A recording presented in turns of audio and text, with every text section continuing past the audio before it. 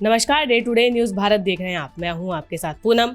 हमारा चैनल आपसे ये वादा करता है कि हम निष्पक्ष तरीके से पत्रकारिता करेंगे। हमारा कोई भी पत्रकार किसी से कोई उपहार या फिर विज्ञापन को स्वीकार नहीं करेगा। समाज के दबे कुचले लोगों की हम आवाज बनेंगे और ऐसे किसी भी व्यक्ति की खबर को हम नहीं चलाएंगे जो कि भोले भाले लोगों को ठगने का काम करते हैं, उनके साथ पाखंड करते हैं।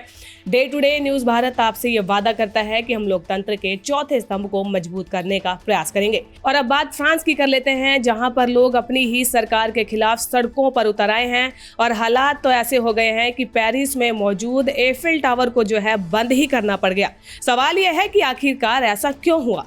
फ्रांस की सरकार के द्वारा बड़े पैमाने पर किए गए खर्च कटौती नीतियों के खिलाफ लोग सड़कों पर उतर आए हैं। प्रदर्शनकारियों में मजदूर, रिटायर लोग और छात्र भी शामिल थे। राजधानी पेरिस में प्लास ददाइली से मार्च किया गया और सरकारी खर्चों में कटौती का विरोध करते हुए अमीरों पर अधिक टैक्स लगाने की मांग की गई। इसी बीच में एफिल टावर प्रबंधन ने एक बयान जारी कर पर्यटकों को ये सूचित किया कि हड़ताल के चलते ये टावर बंद है। यह हड़ताल जो है फ्रांस में पिछले महीने शुरू हुए विरोध प्रदर्शन के तहत ही हो रही है।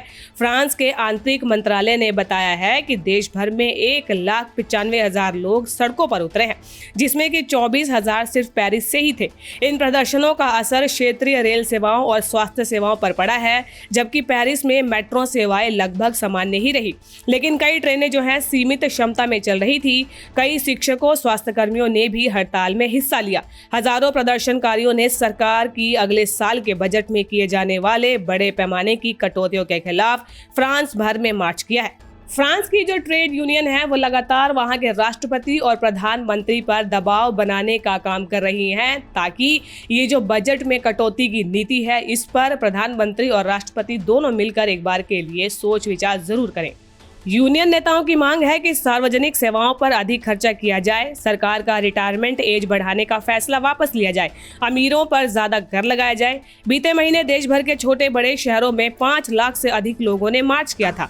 यूनियंस का ये कहना है कि 10 लाख से अधिक हड़ताली कर्मचारी और प्रदर्शनकारी उस विरोध में शामिल हुए थे। फ्रांस में दरअसल सरकार ने अगले साल के बजट में सार्वजनिक सेवाओं पर खर्च कम करने की योजना बनाई है।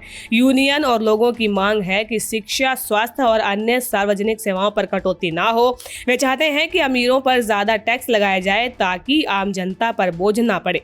प्रदर्शनकारी ये भी चाहते हैं कि सरकार रिटायरमेंट की एज बढ़ाने का जो फैसला है वो वापस ले। यानी कि लोग ये संदेश दे रहे हैं कि सरकार कटौतियों के बजाय सामाजिक सेवाओं पर अधिक निवेश चाहते हैं।